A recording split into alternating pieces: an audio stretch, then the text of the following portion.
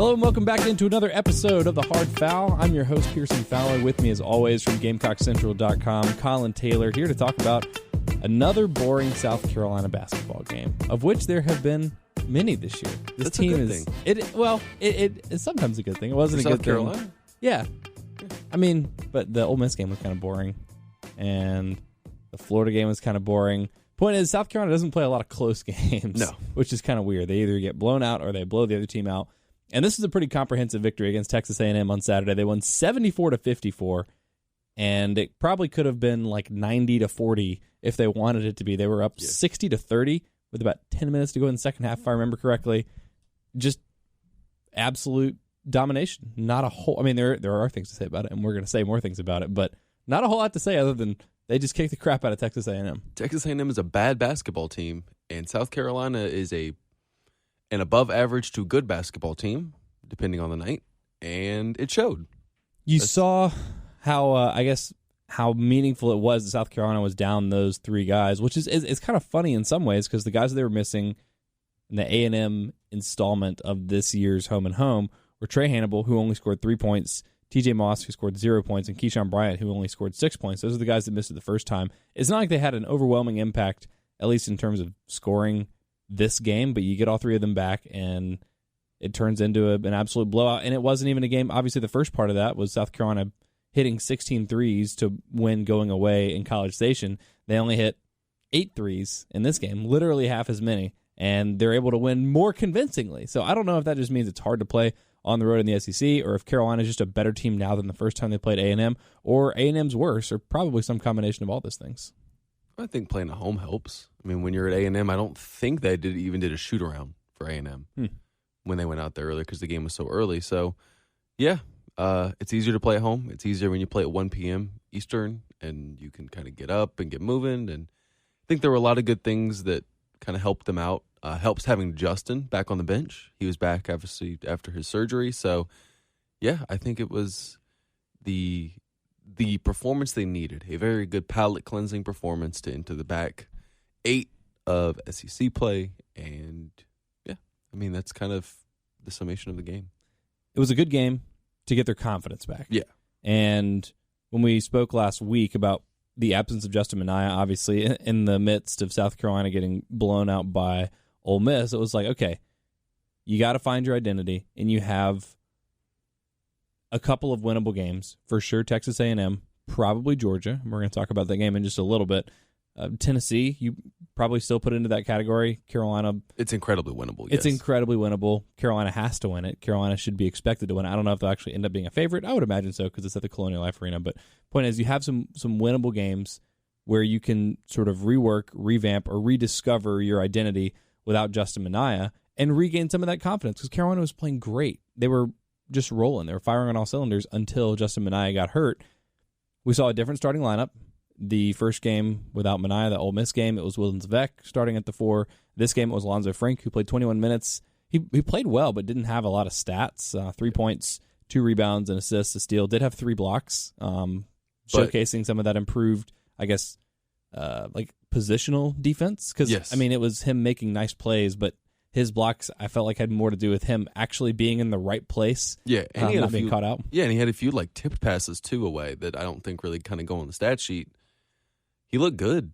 I didn't mean to cut you off there, but I mean he finished with his highest offensive rating since. Yeah, I'm looking at the right guy. He's finished with his highest offensive rating since Vanderbilt. I mean, looked good doing it, and he finished plus 15 on the game, which is his highest plus-minus since going plus 29 against Cleveland State earlier in the year.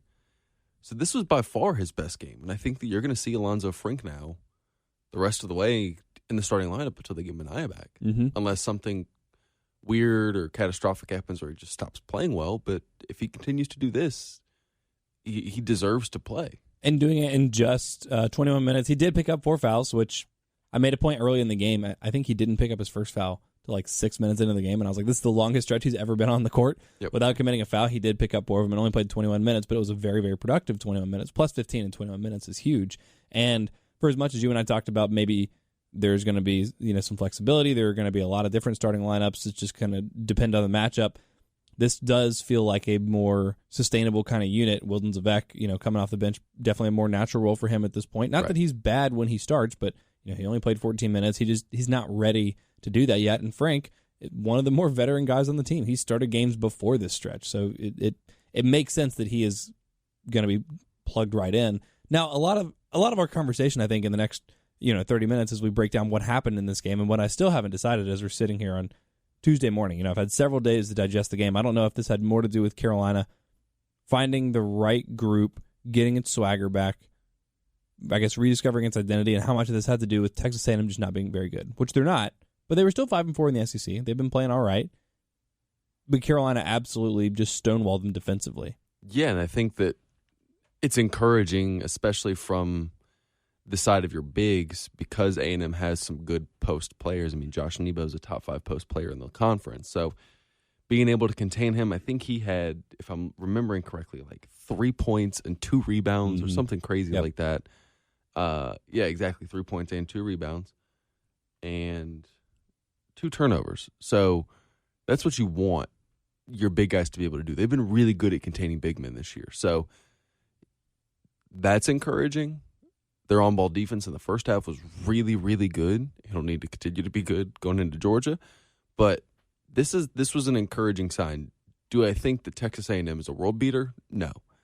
But you saw some things from South Carolina you needed to see just to kind of cleanse the palate from that Ole Miss game. This was the nice little sherbet after a hibachi dinner. You go in. Hibachi. Yeah, no. You go in. You just absolutely blow out a worse team, which you're supposed to do if you're South Carolina.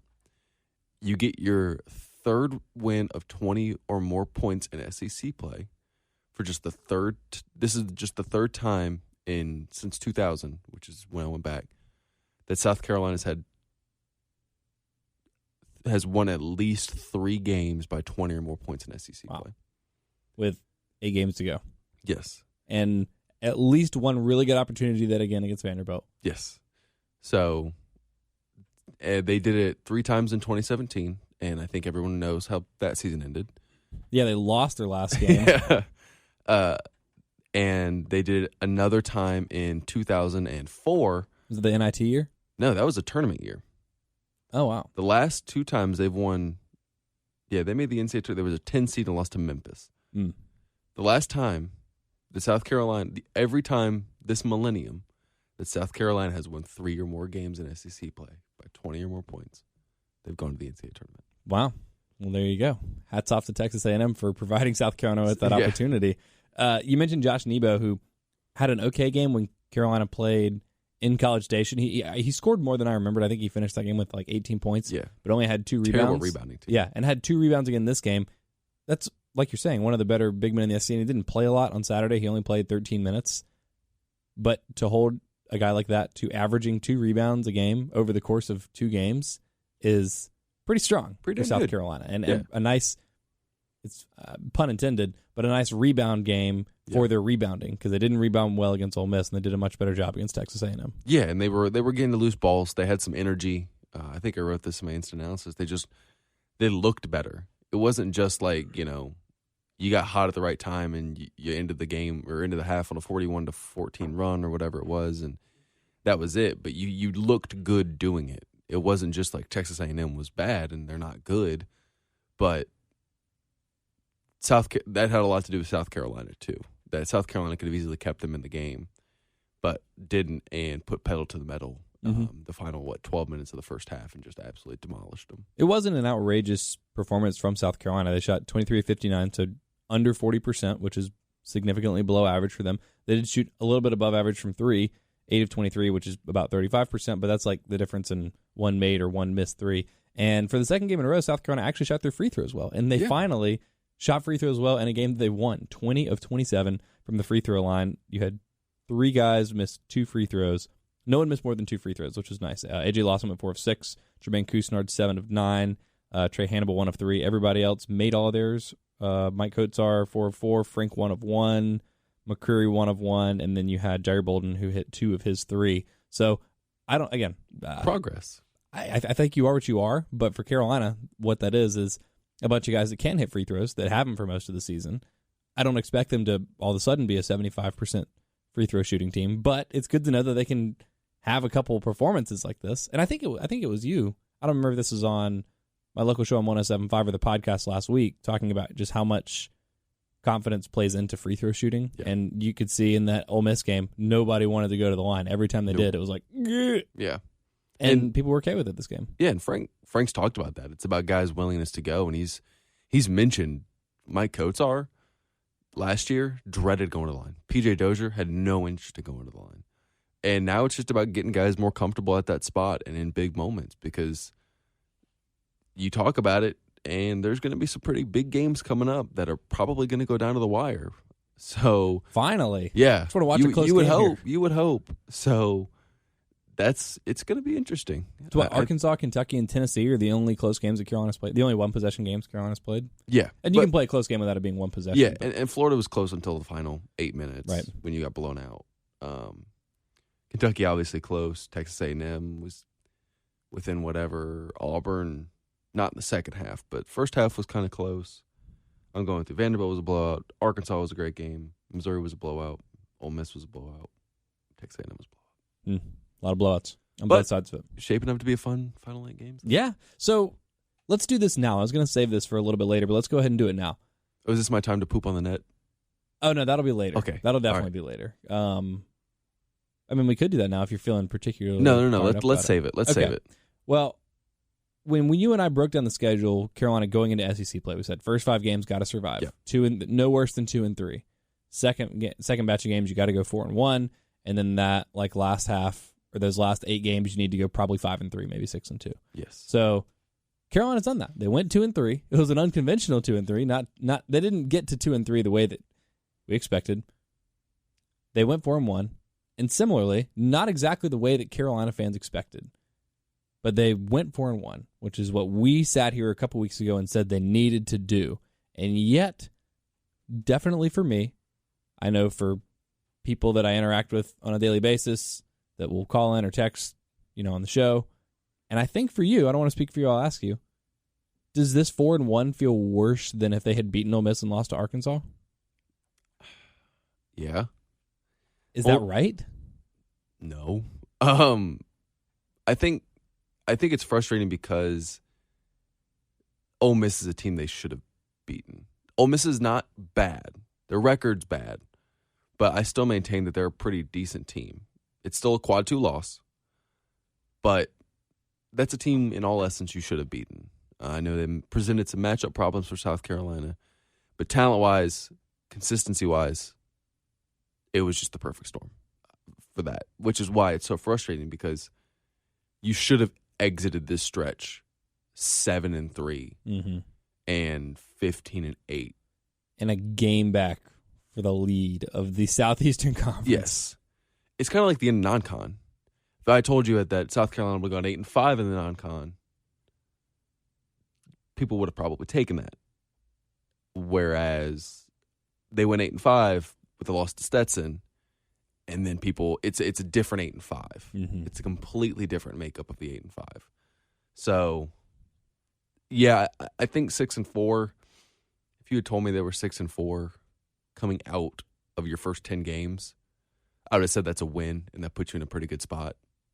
But right now, it doesn't feel like that. But give South Carolina credit; they've gone out and they've beaten good teams. I don't want it to sound like I'm doom and gloom here. They're in a really good spot. That if they go 5-3 or 6-2, there's a legitimate argument to be made that South Carolina is an NCAA tournament team. You have to go and be 5-3 or be 6-2 over this stretch to do that, but there is a legitimate path to get to the NCAA tournament. 6-2, I'm not going to say 6-2 is a lock, but to get to 6-2, you're going to need to beat Mississippi State at least one of 2 times, maybe both times, or like an LSU, a game that you're not supposed to win there.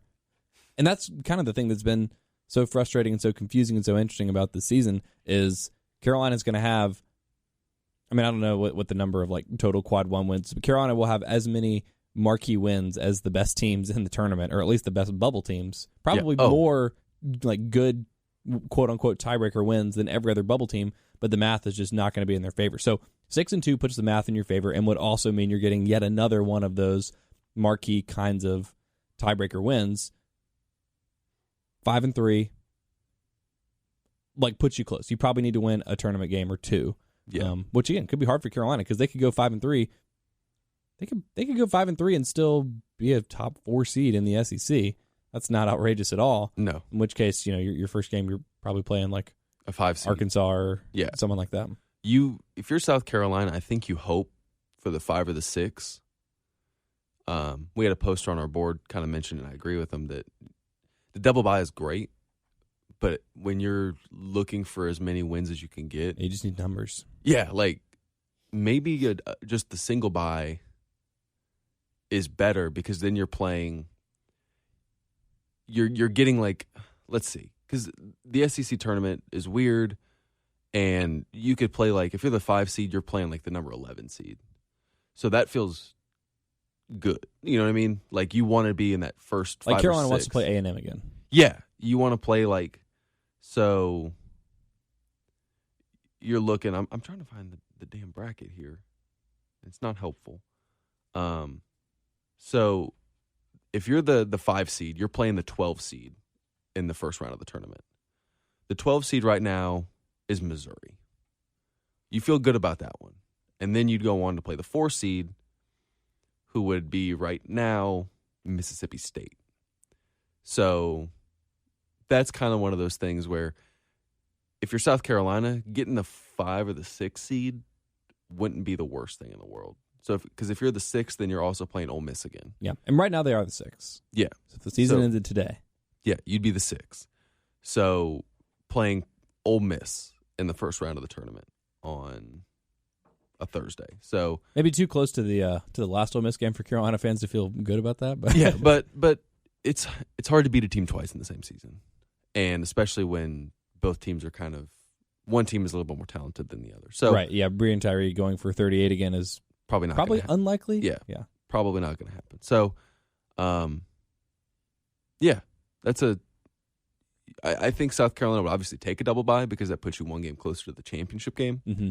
But it wouldn't be the worst thing in the world for South Carolina to get just a single bye, start on Thursday, and then that gives you, if you keep winning, 4 chances to earn a win instead of just 3. Right. So it's just weird as we sit here and Carolina's done exactly what they needed to, exactly what we not like predicted they would do, but predicted they needed to do, and yet it's just the way that it's happened has frustrated Carolina fans more than it has encouraged them. Even though they're right where they need to be. They're the 6th seed. And I think the frustrating part for South Carolina fans, and I get it, is at the beginning of SEC play, you were like, man, like the back half of the schedule sets up really well. This is really good for South Carolina, and then Mississippi State started playing well. Then Alabama started to be kind of the thorn in some people's sides, and has been pretty decent in SEC play. Then LSU started playing. You know what I mean? It's kind of one of those things where, like, all of a sudden, all these teams, Georgia looks beatable now. Georgia's not as good as I think we thought they were at the beginning of SEC play. Mm-hmm. So maybe you swap out like those Georgia games for the Mississippi State games in terms of like what are your expectations for how these games go? Yeah. So, and I wrote a good piece. I think it's a good piece on Gamecock Central about what it would take to make the tournament. Your average number. Here's a lot of math coming at you guys. Your average number of wins for an at-large team was 23.9 last year. Then there's 36 at-large bids. So the number's probably a little slanted higher for teams like North Carolina that didn't win it, teams that don't win their conference but still have 27 to 28 wins that are going to get in at an at-large. Your average number of wins was 23.9. 8 of those 36 teams that got in on an at-large bid, so 8 of those had 20 or fewer wins. The lowest number of wins for an NCAA tournament team was 19. So if you're South Carolina, 19 is obviously your threshold. I don't think you get in at 19 just based off of 2 bad losses at home. But if you can get to 20 or 21, that puts you near-ish the average to get into the tournament. It's not unprecedented to have 20 or 21 wins and get in. Especially when you go in with a Kentucky win on your resume. An Arkansas win. An Arkansas win. Virginia win. Yeah, you still put that on your resume somewhere. Maybe it's not line 1 anymore, but you still put it on your resume. Yeah, it's still you went into, they were a top 10 team at the time. Mm-hmm. You went in and beat that defending national champion on its home court in December. That was cool. Carolina fans are really pulling for Virginia here down the stretch, though. Yes. Play some better basketball, make that win look a little better for Carolina. And for the Gamecocks, Saturday was a good start. That was exactly what they needed to do to finish that 5-game stretch, and it's some good momentum going into these final 8 games. And they have some confidence, and I think they have, I said they were like rediscovering their identity without Mania. I don't know if this is necessarily always replicable, but we saw a roadmap for what this team could do to put themselves in a position to still make the tournament in the last 8 games. And finally, I think you put it on Carolina's backcourt. For most of the season, it's been Mike Kotsar, it's been Justin Mania coming along, it's been the bench, AJ Lawson slumping. I mean, looking for your point guard for most of the season. Obviously, we've talked about how much of a transformation it's been since you put Jermaine Couisnard in there. Koozie. But the two of them combined for 37 points, 9 rebounds, 4 assists, just 3 turnovers, a block. Played just really, really well. 10 I guess you say 10 of 21 shooting. Maybe you want that to be a little bit better, but 6 of 14 from 3. Not bad by any stretch. Made most of their free throws, 11 of 15. This is the 1-2 punch that I think Carolina fans were hoping they would get out of this backcourt, mostly from Lawson, and then either from Bolden or Couisnard, whoever ended up being that guy at the start of the season. And I'm not trying to overreact because, again, A&M's not super duper, but they were good defensively. They were good offensively. They were pretty efficient. This now seems like it needs to be the identity of the team going forward. Yeah, and this is going to go back to just let's go out and run and get Couisnard and Bryant and Lawson out in space and see what we can do with it. And then play, if we have to get held up in the half court and we're not moving fast, then set it up, 3 out, 2 in, Frank down low, Wilden's down low, or if Jalen's in, you can play a little bit more 4 out, 1 in. And it's kind of tradition.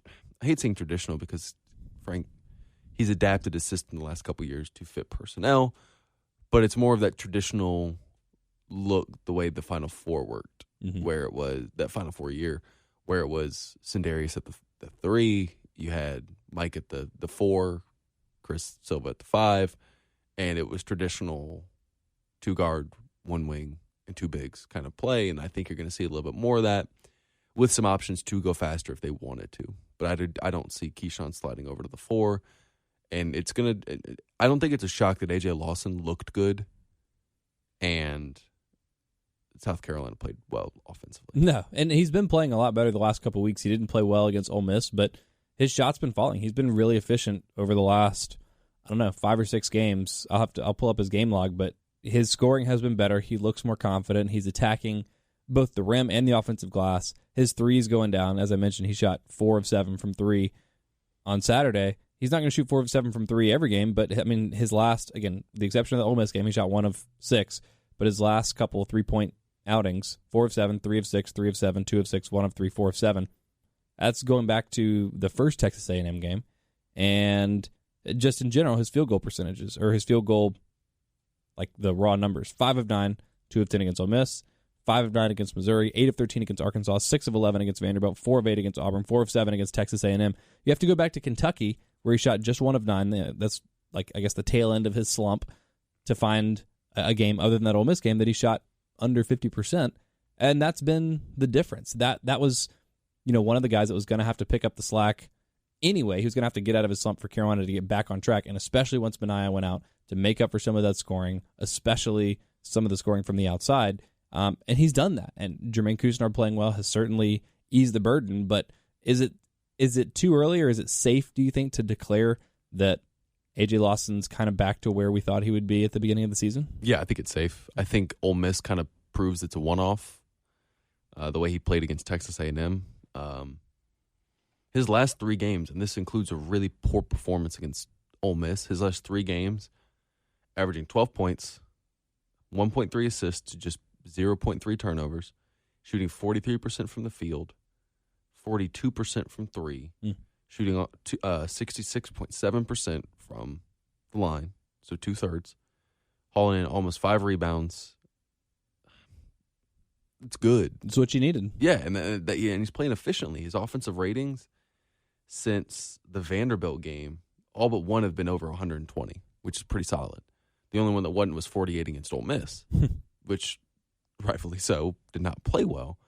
But when you're looking at a 122, a 123, a 154, a 153, most recently against A&M, the numbers are backing up the eye test here. The fact that he looks more aggressive, he's playing a lot better off the ball. It looks better basketball from him. Does he still look like an NBA player right now? Maybe, maybe not. But he's starting to get into the form I think South Carolina fans needed him to be at the beginning of the year and the beginning of SEC play. And he's getting there. Mm-hmm. I think so. And not a moment too soon. And also, worth pointing out, and you just mentioned this, but to give you the raw numbers, including that bad game against Ole Miss, here are the turnovers from his last 5 games. 0, 1, 0, 1, 1. Yeah, That was I don't know, the biggest Achilles heel for him. You could say, like he needed to defend better, he needed to attack more, but it was the turnovers that I think drove Frank crazy, drove fans crazy, and ultimately made it so hard to play him down the stretch in some of those games where Frank Martin decided to go in another direction in terms of that, second guard, or at times when even AJ was running the point. It's hard when you're turning the ball over 3-4 times a game, which he was doing for a huge chunk of the season. Now he has curtailed that, and it seems like it's sustainable. It doesn't seem like anything that AJ's done in this stretch now of playing well has been unsustainable. Do you want to know his numbers in the 8 games from Clemson to Auburn, where he was kind of going through that up and down? Mm-hmm. Was averaging 10.9 points per game, which is good. That's pretty good for slump numbers. Yeah. Shooting 35% from the field, 34% from 3. Shooting a little bit better from the free throw line at that point, 68%, which is, marginal. Averaging just 3.4 rebounds, 1.3 assists, 1.1 steals. How many turnovers per game, you think? It's 2.6. 3.4 turnovers per game in those 8 games. So Clemson, Virginia, Stetson, Florida, Tennessee, Kentucky, A&M, and Auburn. Since then, he's turned the ball over 3 times in 5 games. That's what you need. That's what you need from your NBA guy. And when you can get that, I don't think it's a secret that South Carolina's, shockingly, won those basketball games. The other secret to South Carolina's backcourt success, especially in that Texas A&M game, Jermaine Couisnard, who led the team with 19 points, slightly less efficient game than AJ. He shot 5 of 12, 2 of 7 from 3, did hit 7 of his 9 free throws, added 4 rebounds, 3 assists, no steals, no blocks, 3 turnovers, which, he still turns the ball over a lot, but he also dishes a lot of dimes. I guess that's what happens when you have the ball in your hands a lot. And in general, I think his assist-turnover ratio for the season is still pretty high. Is Jermaine's. Oh, yeah. Not a lot of one-to-one games like this A&M game was, but Jermaine, I guess we talked about this a couple weeks ago when Carolina was starting to play well, and we were like, oh, yeah, Justin and I, glue guy. And then we realized, wait a second, this might have as much to do with Jermaine. Like, Justin probably started playing better because Jermaine's been in there. Jermaine's been playing great. By his standards, I think just a fine game against Texas A&M, not the best game he's had since SEC play started, but still 19 points, 5 of 12 shooting, good defense. Is he the fulcrum of this entire team? Yeah. Oh, even more than AJ. Yeah. And more than Mike. Yeah. Ooh. Frank has this weird way to describe it. Jermaine is, how he describes it, the mouthpiece of the team. Mike was the glue, and Justin was the spirit. So and AJ's the basketball, the basketball holy trinity, I think. Yeah. So glue, mouthpiece, and spirit, at the Church of Frank Martin. So yeah, Jermaine, I hate comparing him to this, but he's got a little Sindarius in him. He's got a little that bulldog. I ain't gonna take. Are we allowed to curse? Yeah, sure. I'm not gonna take any shit from anybody. I am better than you. F you, get out of my way. I'm going. And that's what Sindarius patented for 3-4 years at Carolina. Jermaine's showing signs of that. He's a leader. He's the leader that South Carolina's needed since Sindarius left. And I think that he's the kind of guy that you want to lead your team. And South Carolina, give Mike credit, give Justin, when he was healthy, credit, AJ, they're playing better because of it. Jermaine, second time this year, second time in just a couple weeks. SEC Freshman of the Week, scored 23.5 points a game last week. Yeah. I can't believe it. I can't believe it. I mean, they just good. put him in the starting lineup, and he's just awesome. He's just good. a really, really good point guard in the SEC. Yeah. He's very consistent. He scores. He dishes dimes. He's aggressive. He plays defense. What happened for him? I mean, in the early part of the season, he was, a bench guy. Jerry Bolden was a point guard. Like, where was this Jermaine for most of the first part of the season? Getting used to college basketball. I mean, I think that you just chalk it up to anytime you sit out for a year, and yes, you practice and you can try to keep the rust off, but, it's different when you go out there and you have to play in front of 10,000 people, 18,000 people every night.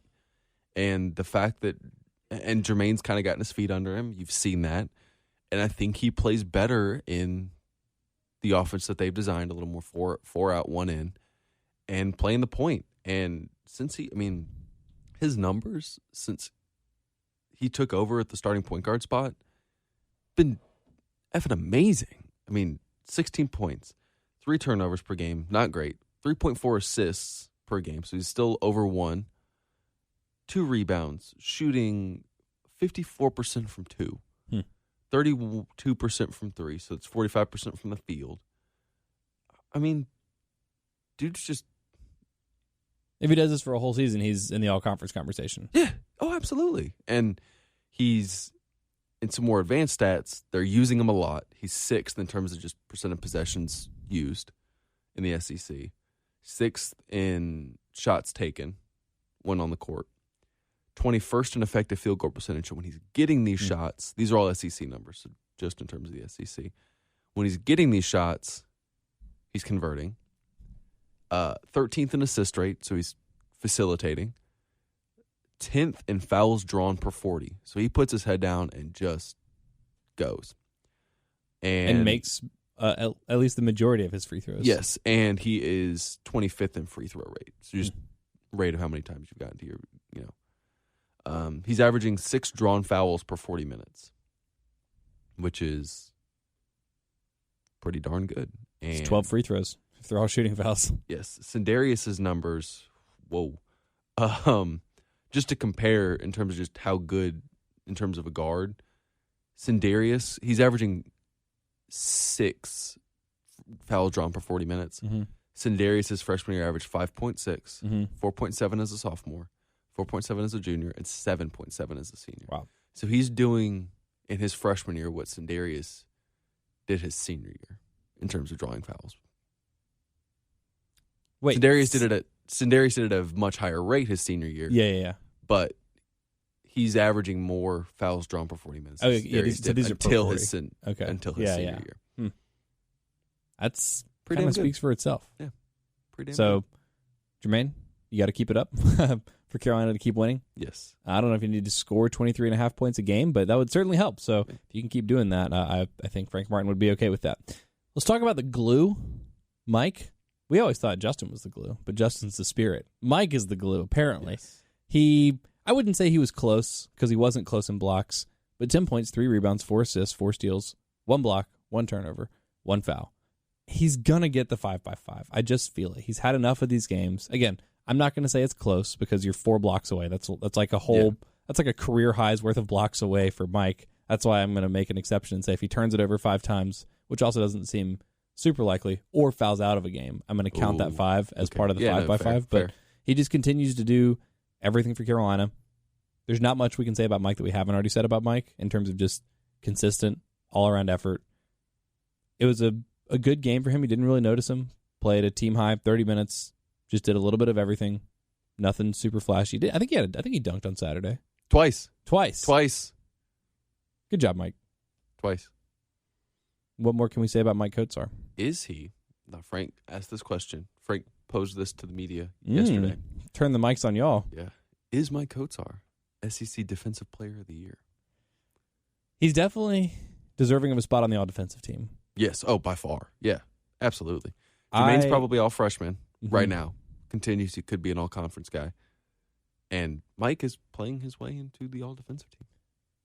Definitely. He's just, for most of his career, his defensive credit was his versatility, his ability to switch on to smaller players and stay in front of them. But now he's become a more legitimate inside defender. I don't know, he looks stronger. He's sturdier in there. He's not afraid to bang with those guys. He's not afraid to get his hands up. He's blocking more shots now.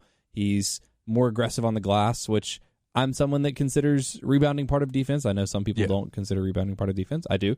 And Mike's rebounding numbers, again, not huge on Saturday, only 3 rebounds. But the team rebounded well. And when the team rebounds well, you give the big guy a lot of credit for taking Josh Nebo off the glass. 2 rebounds for Nebo the entire game, not in the first half, not in whatever, just 2 rebounds the entire game. You give Mike a lot of credit for that. And Texas A&M did go small for big stretches of the game, so that's part of it. But even still, I think he's got to be in the conversation. I don't know. Like, I watch other SEC basketball to keep up with it. I probably haven't watched more than 4 games of any other team, so I don't know if I'm qualified to say who else is like the best defensive big man in the SEC right now. But if Mike's not in the conversation, I need to go back and watch an entire season's worth of tape of whoever does deserve to be in that conversation, because it better be hella impressive. No, I'm looking it up now. Do you have like defensive win shares or something? Yeah, I'm trying to find it. So in my deep basketball reference here, I'm looking at box plus minus. Defensive box plus minus, sorry. Mike Kotsar's 3rd in defensive. In the whole conference? Yes. Oh, wow. In defensive box plus minus. Adrio Bailey and Josh Nebo are the only 2 guys ahead of him. Defensive win shares, he's 4th among the entire conference. So that's not just big men. 4th in the entire conference.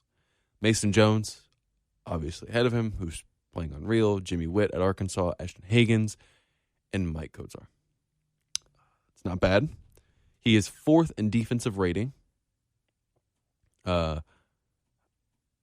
And Bailey, Wiley, and Jones are the 2 guys ahead of him. So it's pretty darn good. So we're talking about, when you talk about the entire conference, I mean, this is hundreds of players. Yeah. Hundreds of players. And Mike Kotsar's top 5 in all of them. Yeah. And it sounds like Josh Nebo and Austin Wiley pretty much share that kind of top 3 with Mason him. Jones, too. Yeah, Mason Jones. So that's kind of your race. Wow. Can you imagine if Mike Kotsar was a defensive player? I would not have predicted Mike Kotsar being a defensive player of the year candidate to start the season. Me either, that's not outrageous, but no, I wouldn't either. But we're having, it is February 11th, and we're having this conversation, and it's not stupid. No, this is, legitimate. The fact that we're 8 games to go in the regular season, and we're seriously debating if Mike Kotsar's defensive player of the year, and that's, give credit to Mike for that, for putting himself in that race. He's scoring better than he ever has. Yeah. Like it shouldn't be both. It should be one or the other. His offensive rating is 13 points higher than it's been ever in his career. His freshman year, he had the highest offensive rating of his career, 95.1. He is at 108.6 currently. He's the 11th best offensive rating just when you take conference games. So just in the SEC, he is the 11th best offensive rating at 118. He's scoring 10.2 points a game. First time in his career, he scored double digits. His sophomore year, he scored 8 points a game. That was the second highest. Field goal percentage from freshman year to senior year, 49%, 42.6%, 43.8%, 52.1% from the field is Mike this year for the entire season. Rebounds since his freshman year, 4.8, 4.8, 4.7, 6.5 this year. Assists since his freshman year, 0.7, 1.4, 0.9, 2.0. Blocks since his freshman year, 0.4, 0.5, 0.9, 1.1. Steals, 0.7, 0.9, 1, 1.6. Second highest foul rate since he had 3.2 personal fouls per game his freshman year. He's at 3 now, and then 2.8 and 2.9. So I mean that's just that number doesn't matter, but everything else has gotten better for Mike. Yeah, no, and he's getting better on defense. You think if he's spending that much extra energy on the defensive end of the floor, it would maybe take away from his offensive game, but it seems to be feeding his offensive game. Yeah, and give him credit.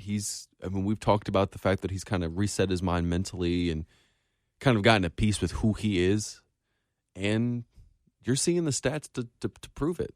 And give credit to Mike, because he could have easily just packed it in and said, I'm done, but he hasn't. And good on Mike. Goatsar. Credit to Frank. Just the best developer of players.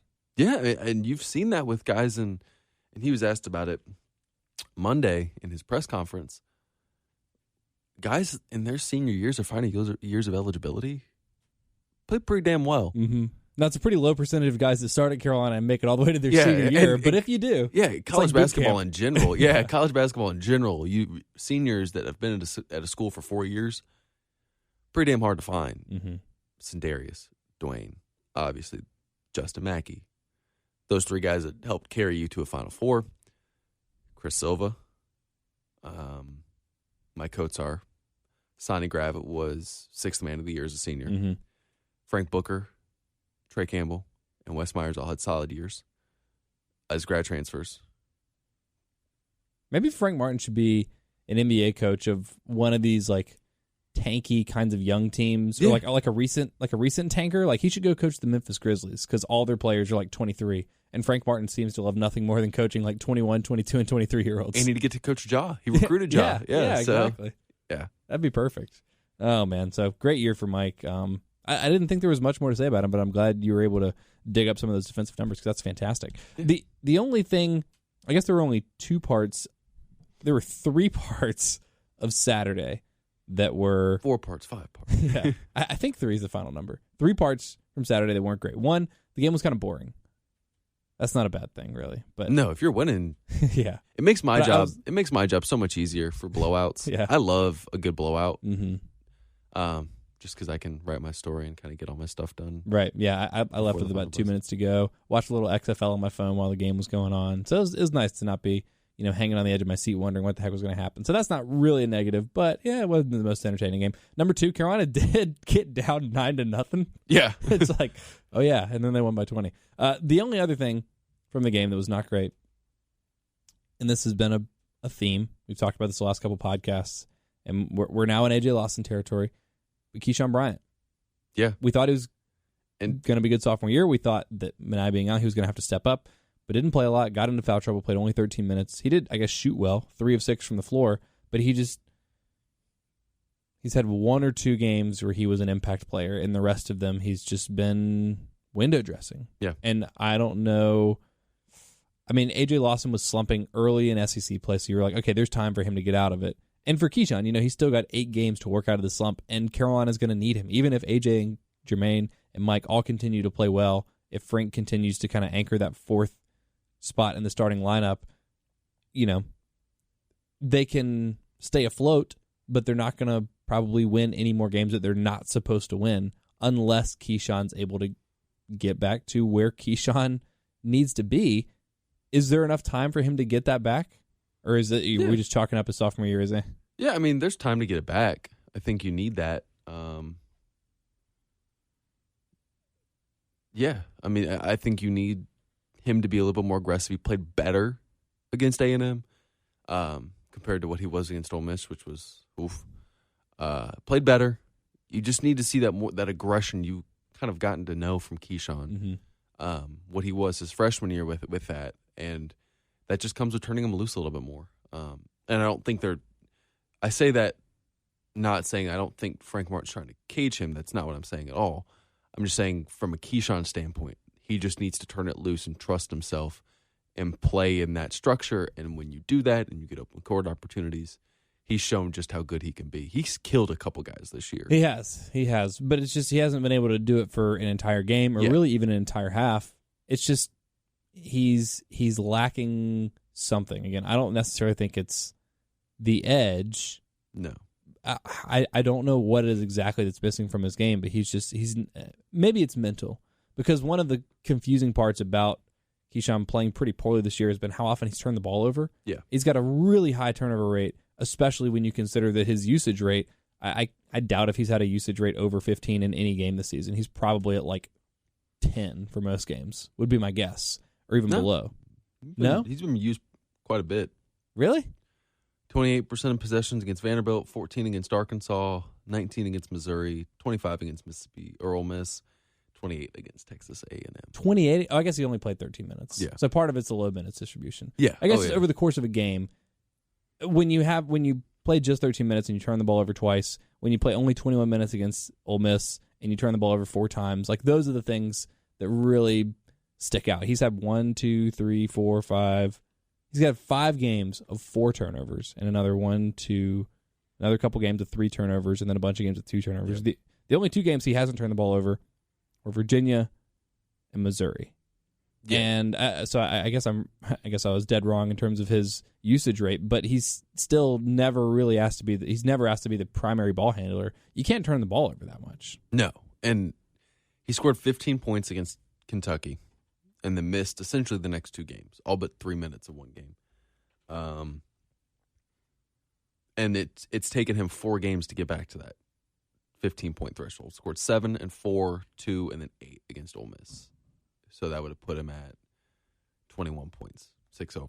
So it took him 3.5 games to get to the 15 points he scored against Kentucky. He just needs to be more aggressive, and you're trying to see that from him.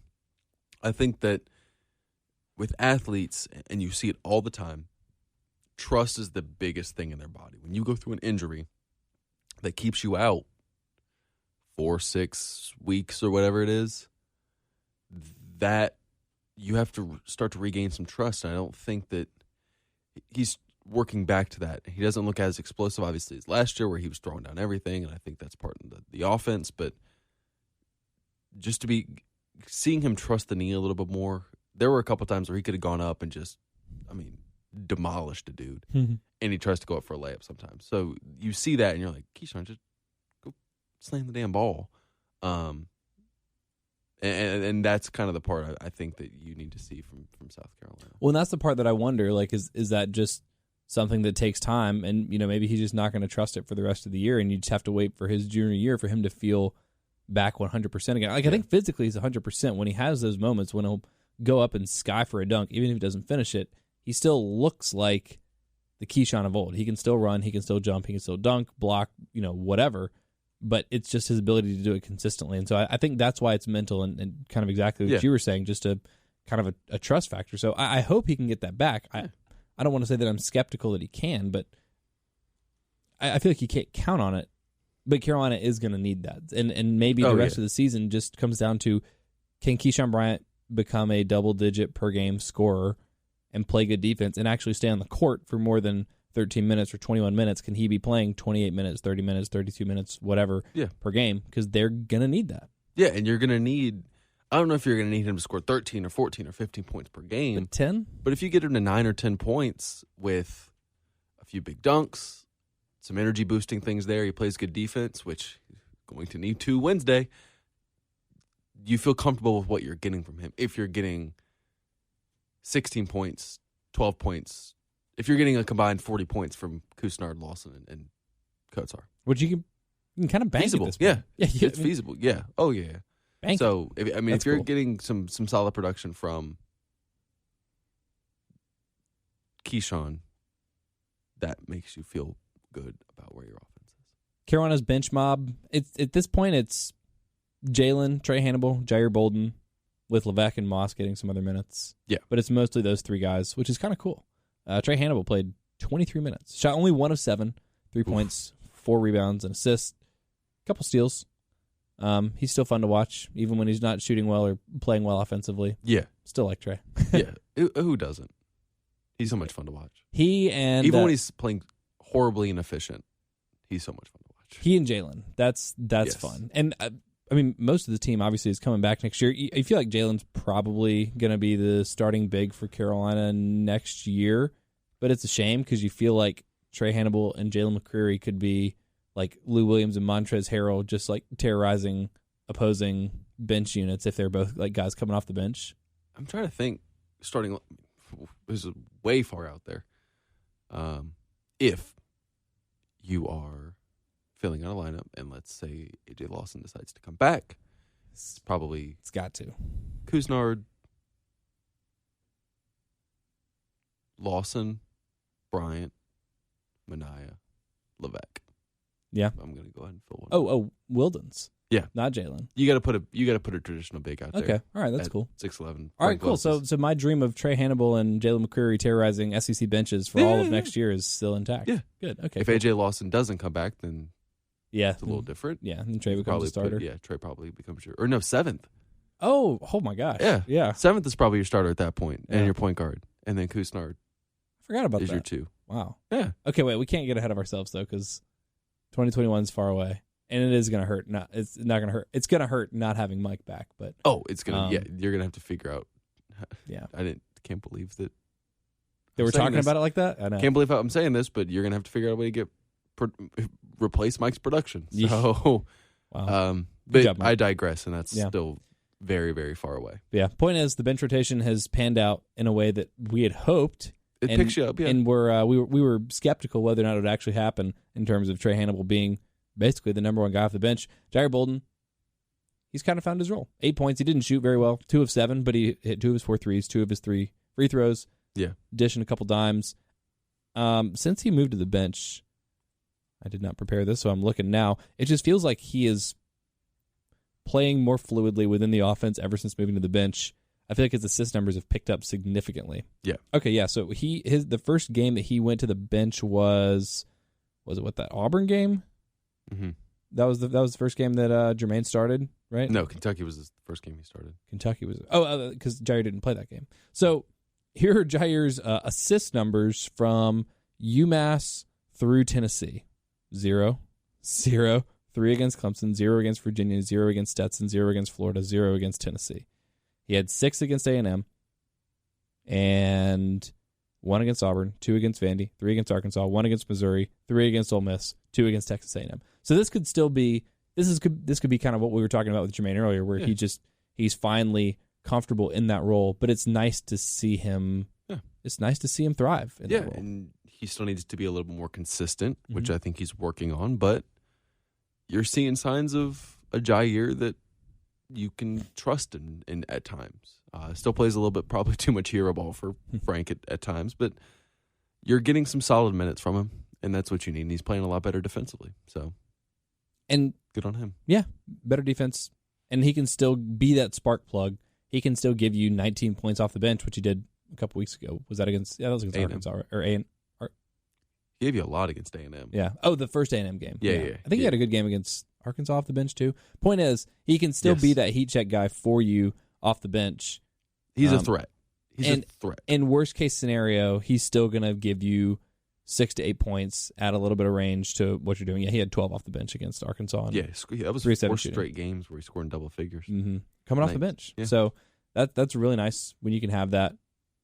2 of 7 seems like kind of the baseline of what he's going to do, which is not great, but he still was able to score 8 points. And to go back to the math that you were doing earlier, you're getting 17 from Jermaine, 13 from AJ, 10 from Mike. There's your 40 points right there.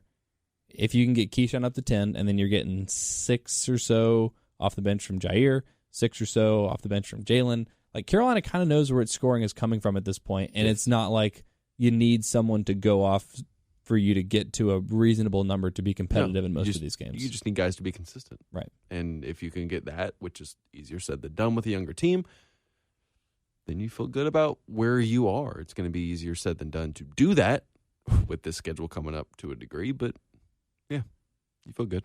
Anything else to say about A&M? Anyone's performance that you wanted to highlight? I think we're good. There we go. A&M in the books. Georgia ahead. That is Wednesday. We're recording this Tuesday morning. Wednesday night, Carolina gets to see Anthony Edwards. Ugh. Yeah, is exactly right. Oof. With no Justin Minaya, who would have taken certainly some of that responsibility. Mostly Keyshawn, I guess. Probably AJ some. Yeah, you'd figure Keyshawn is going to shoulder the majority of that load. If he plays. Yeah. I mean, not like he's not going to play, but if he logs if he plays, 25, Anthony 30 Edwards is going minutes. to play 36 minutes. Yeah. It's probably good for Carolina that that's the only thing that's worth talking about in this game, right? Yeah, that's very good for South Carolina because Georgia has not lived up to expectations. And I will say Christian Brown is getting kind of some minutes, I think, to a degree. I think Christian Brown's, he's kind of getting some minutes. Played local. Mm-hmm. Anthony Edwards is 6'5", 225. We'll hear his name called probably in the first 10 picks. Easily in the first 10 picks in the NBA draft.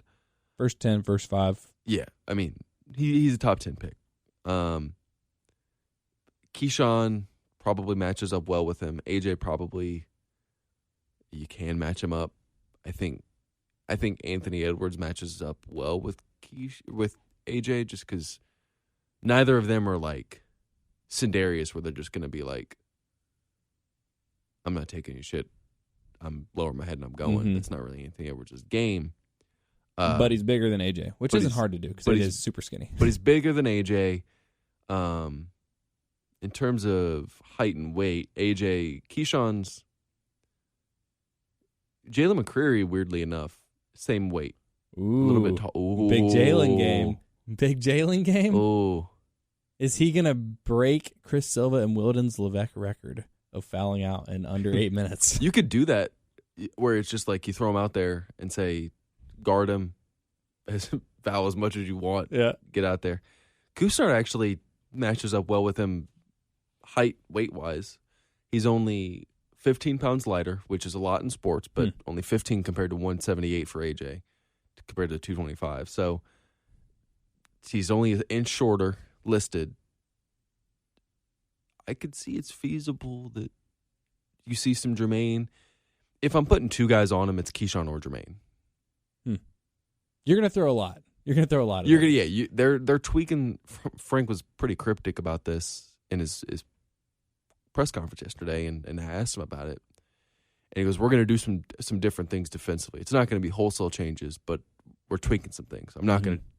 He goes, "I'm not going to talk about it. I probably won't talk about it after the game either, because we got to play him again." Yeah, true. So, well, I'm excited to see what that plan is. It's going to have to be something.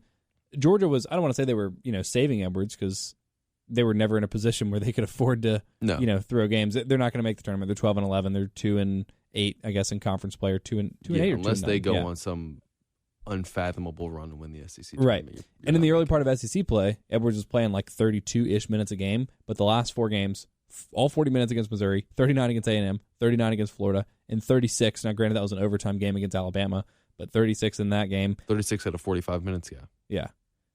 23 points, 29 points, 32 points, just 14 points, 5 of 17 shooting from Alabama. And that's the thing. He's going to take a lot of shots. He's going to shoot 17 to 20 times, 22 times, and it's just how efficient is he? Against Alabama, 5 of 17. Against Florida, 10 of 17. A&M, 10 of 21. Missouri, 9 of 24. But then he'll have a 5 of 16 against Mississippi State, 7 of 17 against Tennessee, 8 of 17 against Kentucky. That's the kind of game that you need to force him to have. Now, the other good part of this for South Carolina, the rest of the roster around Georgia is, I think it's at least fair to say that Devontae Shuler for Ole Miss is a better second option than anyone that Georgia is going to be throwing at Carolina. Far. So even if Anthony Edwards does the Brian Tyree, which, different kinds of players. Yes. I don't know if you necessarily expect that to happen. Even if that does happen, you still feel like Carolina could withstand a 30-point game from Edwards. He's done that Florida game. He scored 32 and they still lost. They lost by 6 in that game. I think that South Carolina, and I said this before the Ole Miss game, South Carolina does a really good job when your team only has one option. When your team is only doing, you have one guy that can go for 30, South Carolina's pretty good about containing you. When you got 2 guys that can go for 30, like Ole Miss does, a little bit harder. You saw that again. I mean, Arkansas only had Mason Jones, and you saw what happened. Kentucky, it's kind of the outlier there. But all the others, Auburn had got multiple guys that could go off and did go off. Tennessee had multiple guys, have multiple guys. Florida has multiple guys. And those are their losses. And right now, Georgia just doesn't have that. Mm-hmm.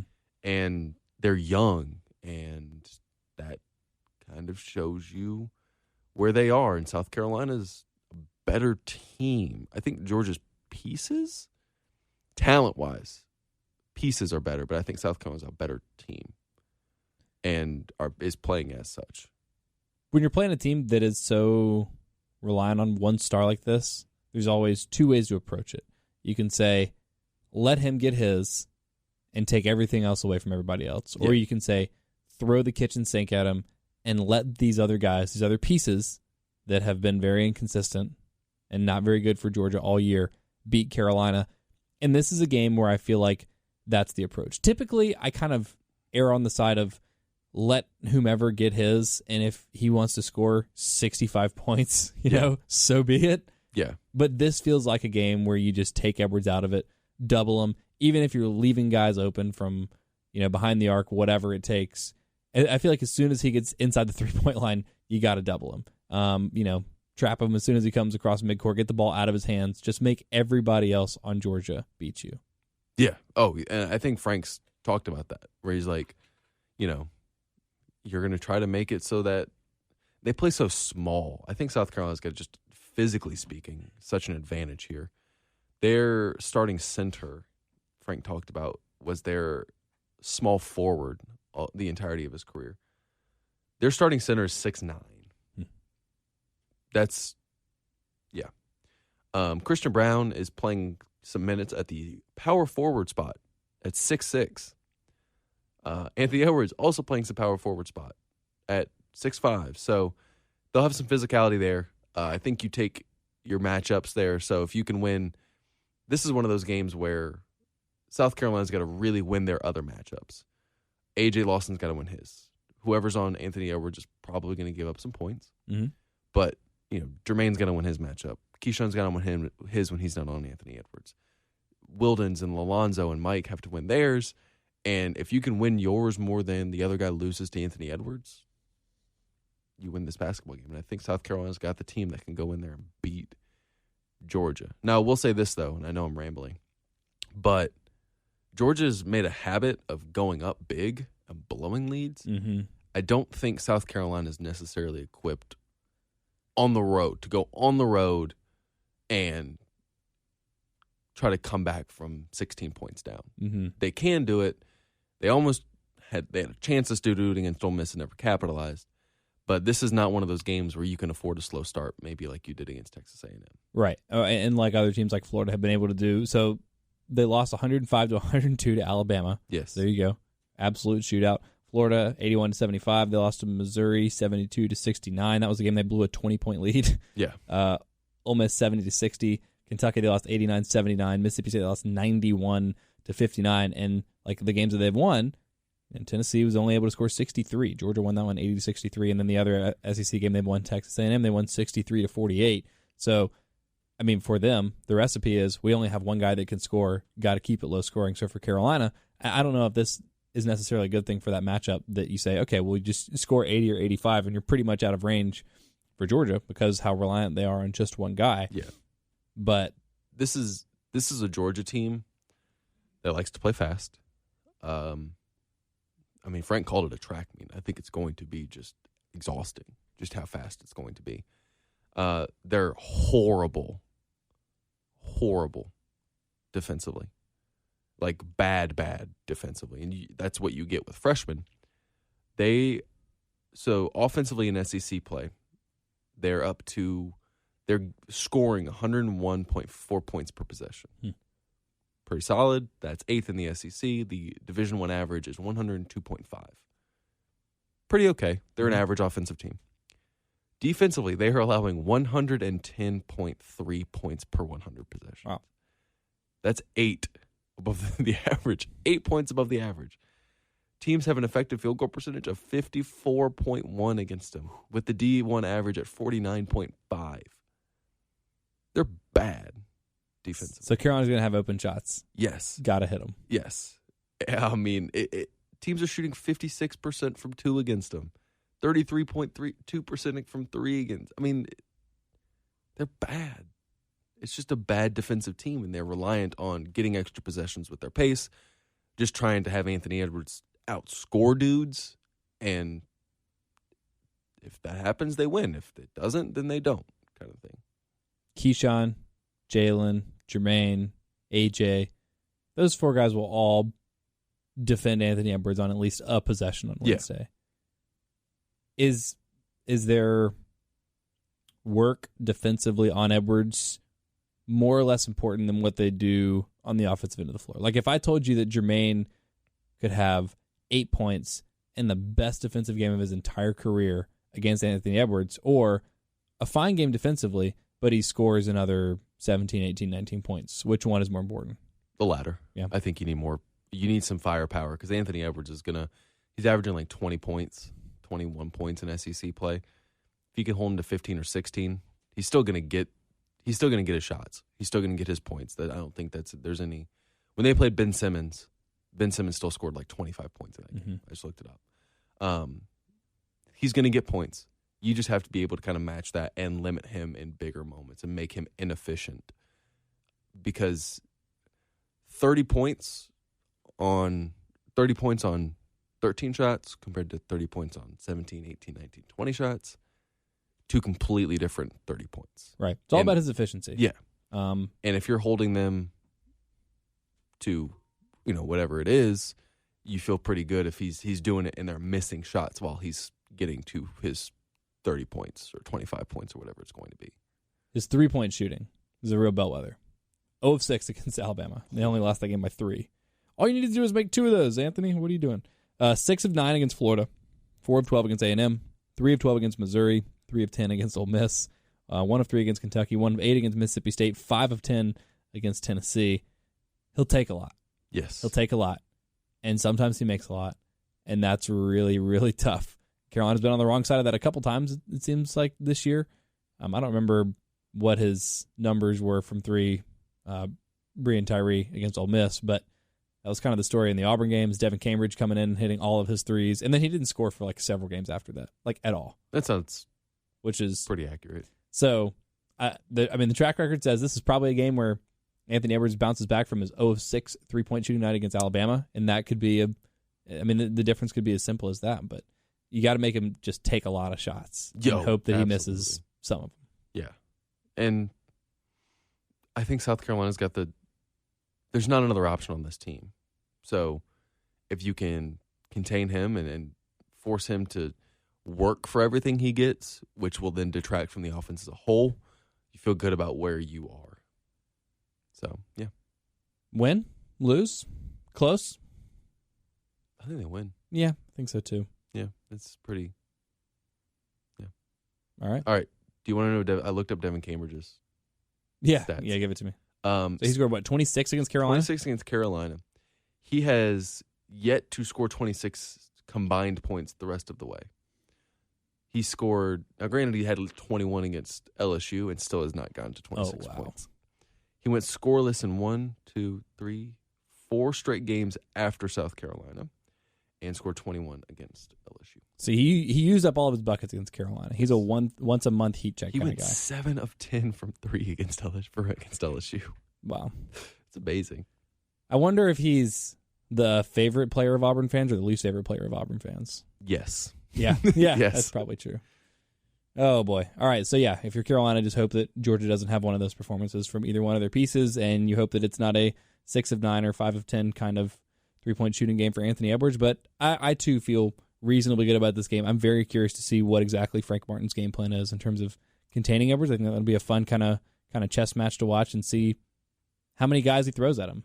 I feel like Jalen could maybe be an X factor in this game, which would be kind of cool for him. Someone that's seen an increased role and has been playing well and is just so impressive with his athleticism and feel for the game. He's obviously still a very raw, unrefined player, but I really like his potential, and this could be a real building block, a real game that you look back and say, remember in his freshman year when he guarded Anthony Edwards on 15 possessions and Edwards was like 1 of 7 on those, something like that. I don't know. It was good. You'd feel good about that. Could be good. All right. Anything else on Georgia? No, they're bad. We're running a little over. As we get more into bracketology talk, I'm going to give you an opportunity to complain about the net and explain it to everyone. It's stupid. And tell people that it's stupid. We don't have enough time for that today. Just know it's dumb. And I'll have a piece later today on Gamecock Central for our lovely subscribers. I don't know when this is going to come out, but it should.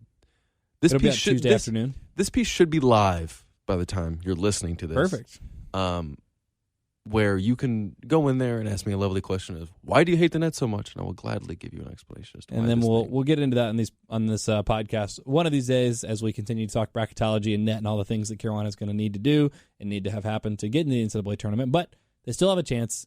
Got to get it done against Georgia first, and we'll be back on Thursday to tell you what happened in that Georgia game and then look ahead to the weekend for South Carolina. Tennessee coming back into the CLA. Chance for revenge. Carolina should have won that game the first time. Definitely win this game the second time, but we'll have all of the Thursday podcasts to talk about that. So thank you all so much for listening. Don't forget to read Collyn on GamecockCentral.com. Check out that piece about South Carolina in the net. Ask him questions about why he hates the net. Follow him on Twitter, at Collyn Taylor with a Y. I'm at Pearson Fowler. Thank you all so much for listening. Don't forget to rate, review, subscribe. We'll talk to you Thursday.